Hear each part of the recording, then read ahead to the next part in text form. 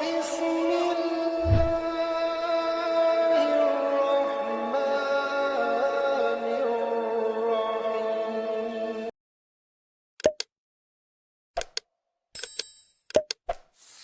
قل أوحي إلي أنه استمع نفر من الجن فقالوا إنا سمعنا قرآنا عجبا. بسم الله الرحمن الرحيم وبه نستعين. الحمد لله رب العالمين، الصلاة والسلام على أشرف الأنبياء وسيد المرسلين نبينا محمد وعلى آله وأصحابه أجمعين ومن تبعهم بإحسان إلى يوم الدين، أما بعد. فأعوذ بالله السميع العليم من الشيطان الرجيم من همزه ونفخه ونفسه. واستفزز من استطعت منهم بصوتك وأجلب عليهم بخيلك ورجلك وشاركهم في الأموال والأولاد وعدهم وما يعدهم الشيطان إلا غرورا. حضرات گرامی، جادو اور جنات کی حقیقت اور علاج کے تعلق سے بات چل رہی ہے. گزشتہ دروس میں ہم نے یہ معلوم کیے کہ جادوگر جنات کو کیسے حاضر کرتے ہیں اور کیسے کیسے طریقے ہیں جن کے ذریعے سے جنات کو تابع اور مسخر کر کے جنات سے تعاون اور مدد لیتے ہیں. آج ہم معلوم کریں گے کہ جنات انسان کے جسم میں کیسے داخل ہوتے ہیں، انسان کے جسم میں جنات کیسے داخل ہوتے ہیں، یہ ہم معلوم کریں گے. بہت اہم چیپٹر ہیں، بہت اہم موضوع ہے. ایک تو ہوتا ہے کہ جنات انسان کے جسم میں داخل ہوتے ہیں، اور ایک ہے کہ جنات کو انسان کے جسم پہ داخل کروایا جاتا ہے. ایک داخل ہونا اور ایک داخل کرنا. جادوگر مختلف طرح کے تنتر منتر کے ذریعے کفریہ اور شرکیہ کام کر کے جنات سے مدد لے کے کسی جن کو مسلط کر دیتا ہے، بھیجتا ہے، جا اس کے اندر داخل ہو جا، اس کو تکلیف دے، اس کو پریشان کر. یہ ہوتا داخل کروانا، اور ایک ہوتا داخل ہونا. شیطان اور انسان دونوں کی دشمنی ازلی ہے، یعنی شروع سے چلی آ رہی ہے. جس دن سے اللہ تعالیٰ نے آدم علیہ السلام کو پیدا فرمایا، اس دن سے لے کر قیامت کی صبح تک شیطان اور انسان کی دشمنی چلی آ رہی ہے، چلتی رہے گی. کوئی شیطان کسی انسان کا بھلا نہیں کرے گا جب تک کسی انسان کو وہ کافر مشرک نہ بنائے. یہ بات اب تک ہم معلوم کر لیے ہیں.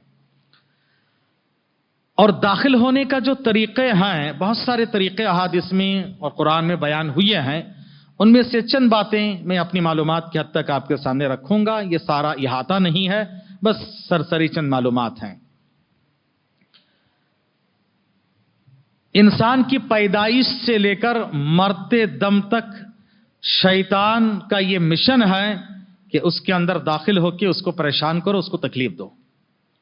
شروع سے آخر تک یہ کوشش ہوتی ہے.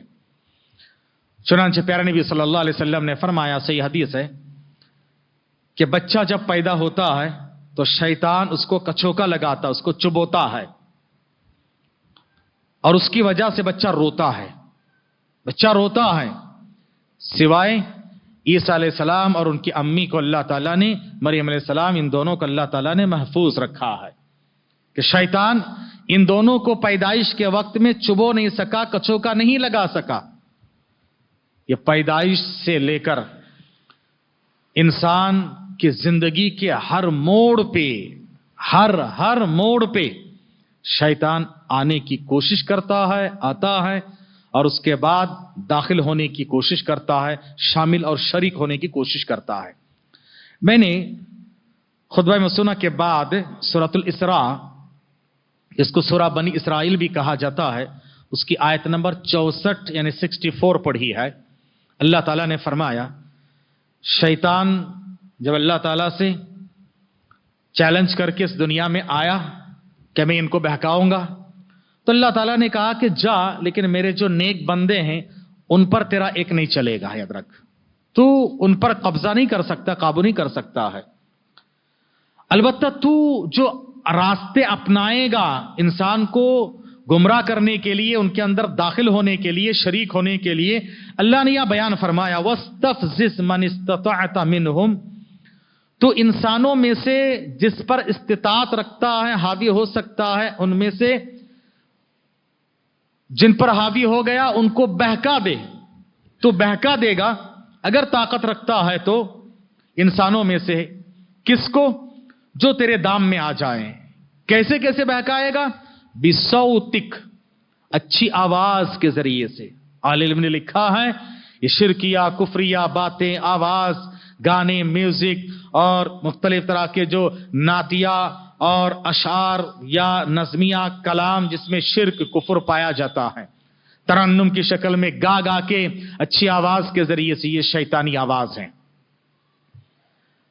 پیارے نبی صلی اللہ علیہ وسلم نے ایک بچی کو چلتے ہوئے دیکھا اور اس کے پازیب کی آواز جھنکار آ رہی تھی۔ نبی نے فرمایا یہ جو آواز ہے شیطان کی آواز ہے، شیطان کی آواز ہے۔ لڑکی ہو کتنی چھوٹی کیوں نہ ہو یا بڑی عمر کے خاتون ہو، پازیب کی آواز نہیں آنی چاہیے، ان کے چوڑیوں کی کھنک نہیں آنی چاہیے اور پازیب کی جھنکار نہیں آنی چاہیے، یہ شیطانی آواز ہے۔ نبی نے فرمایا یہ شیطان کی آواز ہے۔ آواز یعنی اس کی تفسیر میں جاؤں تو بہت دور تک بات جائے گی کہ شیطان کی آواز کیا کیا ہے، بہت ساری باتیں ہو سکتی ہے۔ وَأَجْلِبْ عَلَيْهِمْ بِخَيْلِكَ، اور تو ان پر حملہ آور ہو جا۔ کیسے حملہ آور ہوگا؟ بِخَيْلِكَ، اپنے گھوڑوں کے ذریعے سے، یعنی سواروں کے ذریعے سے، اور رَجْلِكَ، پیادوں کے ذریعے سے، یعنی سوار ہو، پیدل ہو، ہر صورت میں، ہر اعتبار سے تو ان کو گمراہ کرنے کی کوشش کرے گا۔ وَشَارِكْهُمْ، اور تو شریک ہو جائے گا، اور تو شریک ہوگا کس میں؟ انسان کے کن چیزوں میں؟ فی الاموال، مال میں، والاولاد، اور اولاد میں۔ کیسے بھائی اولاد میں؟ پیدائش نہیں، پیدائش سے پہلے سے ہی شیطان پلان کرتا ہے۔ دیکھو پیارے نبی صلی اللہ علیہ وسلم نے کیا فرمایا، اگر میاں بیوی ملتے وقت دعا نہیں پڑھتے ہیں، اس میں تھوڑا اختلاف ہے کہ دونوں کو پڑھنا ہے یا صرف شوہر کو پڑھنا ہے۔ حدیث کے ظاہری الفاظ سے پتہ چلتا کہ شوہر کو پڑھنا چاہیے، شوہر کے بارے میں ہی سب کچھ آتا ہے، تاہم دونوں پڑھیں زیادہ بہتر ہے کیونکہ اولاد دونوں کی ہے۔ لیکن شوہر کو تو ضروری ہے، بیوی اگر نہ بھی پڑھے تو حرج نہیں ہے، کیونکہ بہت سارے علماء اس کے قائل بھی ہیں۔ اگر دعا نہیں پڑھتا ہے تو شیطان اس کام میں شامل ہوتا ہے نا، اور بہت ممکن ہے کہ شیطان کا حصہ اولاد میں آ جائے۔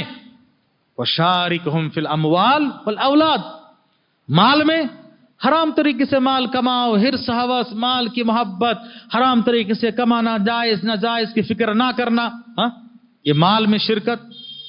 اور مال میں شرکت میں یہ بھی ہے کہ شیطان انسان کے مال چراتے بھی ہے، چراتے بھی ہیں۔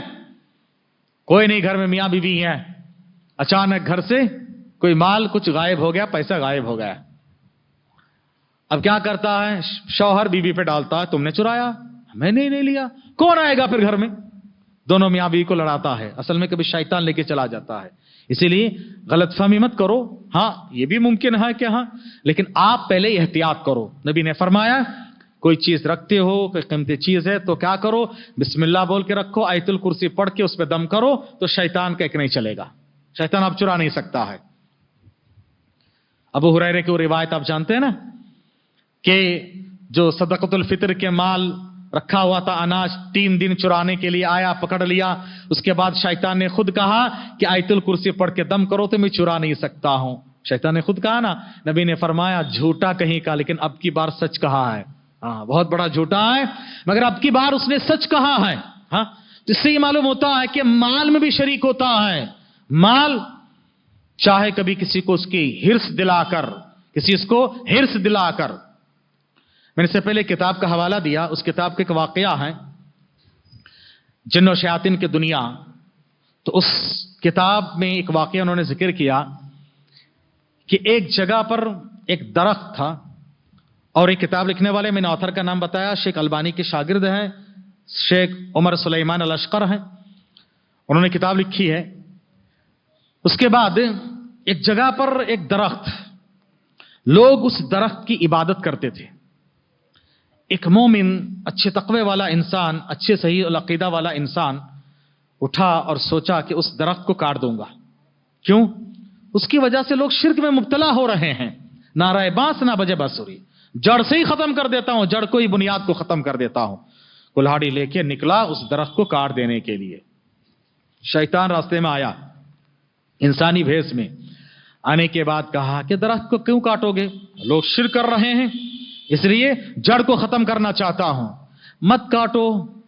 बहुत बहलाया फुसलाया, सब कुछ किया, बहकाया, नहीं मैं नहीं छोड़ूंगा, काटूंगा। उसके बाद लालच दिलाया, अगर दरख्त नहीं काटोगे, रोजाना तुम सुबह उठोगे, तुम्हारे तकिए के नीचे सोने का सिक्का मिलेगा। छोड़ के आ गया, सुबह उठा सिक्का है, फिर उठा सिक्का है, तो मुसलसल ये मिलता रहा। तो को माल यानी कभी लेकर भी चुराकर, कभी देकर भी शैतान क्या करता है, इंसान को गुमराह करने की कोशिश करता है। ऐसे होता रहा, चंद दिनों तक आया। उसके बाद कॉइन्स आना बंद हो गया। फिर कुल्हाड़ी लेके निकला, चलो दरख्त को काटेंगे। शैतान रास्ते में आया, कहा कि कहां जा रहे हो? कहा दरख्त काटने के लिए। कहा मत काटो। नहीं, तुम तो नहीं दे रहे हो, इससे पहले तुमने वादा किया था कि सिक्का दोगे, उसके बाद देना बंद कर दिए हो। शैतान उठाया और उसको पटक दिया, उसको शैतान। कहा कि देखो, जब तुम पहली बार आए थे ना, तुम्हारे पास ईमान था, तकवा था, तौहीद थी, और ईमान और तकवा और तौहीद के सामने मेरा कुछ नहीं चल सकता था। हाँ, दूसरी बार जब तुम आए, तुम्हारे पास लालच और हिर्स थी। हाँ, तुम दुनिया के लिए आए, अब तुम्हारे ऊपर मेरा कब्जा चल गया है, मैंने तुम्हें पटक दिया, उसको खत्म किया। ठीक है, ईमान की ताकत और कुव्वत। वह शारिकहुम फिल अमवाल वल औलाद, औलाद में शामिल होता है और माल में शामिल होता है। इसलिए नबी सल्लल्लाहु अलैहि वसल्लम ने क्या फरमाया? आप सल्लल्लाहु अलैहि वसल्लम दस्तरखान बिछाए हुए थे, खाना रखा हुआ था, नबी के इंतजार में थे। एक बच्चा भागते हुए आया और ऊपर से हाथ डाल के खाना लेने की कोशिश किया। नबी ने हाथ पकड़ लिया। लोगों ने ताज्जुब किया, वो नबी जो बच्चों पे शफकत और रहमत करते थे, बच्चा खाना चाह रहा, नबी ने रोक लिया, ताकि शैतान इसको भगाते हुए ला रहा था। खाने के ऊपर बरकत नाजिल होती है, साइड से खाना चाहिए। अभी बिस्मिल्लाह नहीं बोला गया, कुछ भी नहीं किया गया, ये बच्चा के ऊपर से ले लेगा तो इसकी बरकत खत्म हो जाएगी और शैतान इसमें शामिल हो जाएगा। देखिए, खाने में भी शैतान शामिल होता है। नबी ने क्या फरमाया? इंसान जब घर में जाता है, सलाम करके बिस्मिल्लाह बोल के नहीं जाता है, शैतान उसके साथ साथ दाखिल होता है और कहता है आ जाओ, रहने की जगह मिल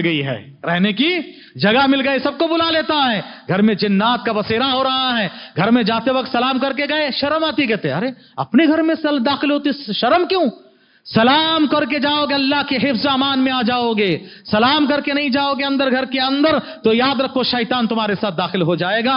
अपने चेले चंटों को बुलाकर कहेगा आ जाओ, हलुम आ जाओ, रहने की जगह मिल गई है।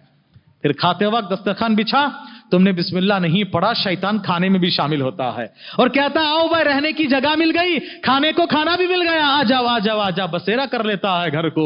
इसलिए हमने खुद बनाया है, घर में जाते वक्त क्या करो, दुआ पढ़ के जाओ, हाँ, सलाम करके दाखिल हो जाओ, खाते वक्त बिस्मिल्लाह बोलो। बिस्मिल्लाह भूल गए तो बिस्मिल्लाह फी अव्वली व आखिरी या बिस्मिल्लाह अव्वला व आखिरा कहो। नबी ने क्या फरमाया? शैतान जो खाया सब तय कर देता है, तो बाकायदा खाया है, यानी फिजिकली वो खाया है, उसके साथ शामिल हुआ है। इसीलिए क्या होता है, जब हम बिस्मिल्लाह बोले बगैर खाते हैं, शैतान शामिल हो जाता है इंसान के हर काम में। यानी सोने से लेकर, सोने गया बिस्तर को, दुआ नहीं पढ़ा, आयतुल कुर्सी नहीं पढ़ा, शैतान आता है और उसके सर में घाटी डालता है। लाठी डालता है, कहता है रात बहुत लंबी है, सो जा बेटा, रात बहुत लंबी है, सो जा बेटा, उसको थपथपी दे के सुलाता है। फजर हो गई, सूरज तुलू हो गया, अब उसके बाद नहीं जागा, सूरज तुलू होते ही उसके नाक में या कान में, दोनों तरह के अल्फाज आते, कान में पेशाब करके चले जाता है। अब कान में पेशाब किया, सारे जिस्म पे जाता है, दिन भर सुस्त काहिल रहता है। देखो, जिस्मानी ताकत के लिए भी शैतान से फाइट करना है। फजर में जागो, जिस्मानी ताकत, क्योंकि शैतान के पेशाब अगर जाए जिसके अंदर, क्या होगा? शैतान शामिल हो गया, यहां पर खाने में शामिल हुआ, सोने में नबी ने फरमाया आयतुल कुर्सी पढ़ लो, शैतान से अब तुम्हारी हिफाजत हो जाएगी, हिफाजत हो जाएगी। हाँ, फिर उसके बाद इंसान अगर दुआ पढ़ा, दुआ पढ़ने के बाद सुबह उठा, फजर से पहले दुआ पढ़ा, एक गिरा खुल जाता, उजू किया, दूसरा गिरा खुल जाता, नमाज पढ़ा, तीसरा गिरा खुल जाता है, चाको चौबंद रहता है, नशात रहती है उसके जिस्म में नशात रहता है। और अगर ना दुआ पढ़ा, ना नमाज पढ़ा, ना उजू किया, वो एकदम मुरझाया रहता है। याद रखो, शैतान हर वक्त शामिल रहता है, खाते वक्त, सोते वक्त, उड़ते वक्त, चलते फिरते, बीवी से मिलते वक्त, बाहर जाते वक्त, हत्ता के नमाज में आता है। नबी ने फरमाया खिंजब एक शैतान का नाम है, वो नमाज में आता है। जब मुअज्जिन अजान देते हैं, गोज मारते हुए भागता है, फिर उसके बाद वापस आता है। शैतान को भगाना चाहते हैं, अजान सुना करो, ऐसे इलाके में रहा करो जहां अजान की आवाज आती है। हम क्या करते हैं? ऑफिशियल एरिया में रहना है। ऑफिशियल एरिया का मतलब यह है जो नीम बरहाना लिबास में सुबह सवेरे कुत्ते लेकर फिरते रहें, समझ लीजिए जहां पर ना अल्लाह के रसूल की कोई बातें हो, लानत उतरते रहे हर वक्त कहते कि हम ऑफिशियल एरिया में हैं, एकदम पॉश एरिया में रहते हैं। ये लोगों के अल्फाज हैं। अल्लाह हिफाजत फरमाए। रहिए अच्छे से अच्छा एरिया, लेकिन अजान की आवाज आना चाहिए वहां पर, शैतान से बचना चाहते हो तो क्या होता है?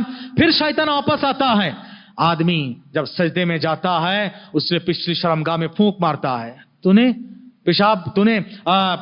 हवा खारिज कर दी है, अब तेरा वजू टूट गया, वसवसा डालता, तूने 2 रकात पढ़ी, 1 रकात वसवसा डालते रहा, सूरह फातिहा पढ़ा, नहीं पढ़ा, और एक बार पढ़ा, और परेशान करता है उसको। हाँ, तूने हाथ धोया, नहीं धोया, और 1 बार धो, 3 बार धो, 10 बार धो, वेस्ट कराता। देखो, हाँ, हर वक्त शैतान लगा रहता है और इंसान के अंदर दाखिल होने की कोशिश करता है। इंशाअल्लाह बात इस सिलसिले में और भी है, वक्त काफी हो रहा है, और भी कुछ तरीके, बहुत अहम तरीके हैं शैतान कैसे दाखिल होते हैं, हम जाने ताकि हम उनसे एहतियात कर सकते हैं। दुआ कीजिए रब्बुल आलमीन से अल्लाह तबारक तआला हमें और आपको शैतान के मकरू फरेब, दाव पेच और हरबे से महफूज रखे। आमीन। सुब्हानक अल्लाहुम्मा बिहम्दिक अशहदु अल्ला इलाहा इल्ला अंत अस्तगफिरुका व अतूबु इलैक। सल्लल्लाहु अलैहि व सल्लम।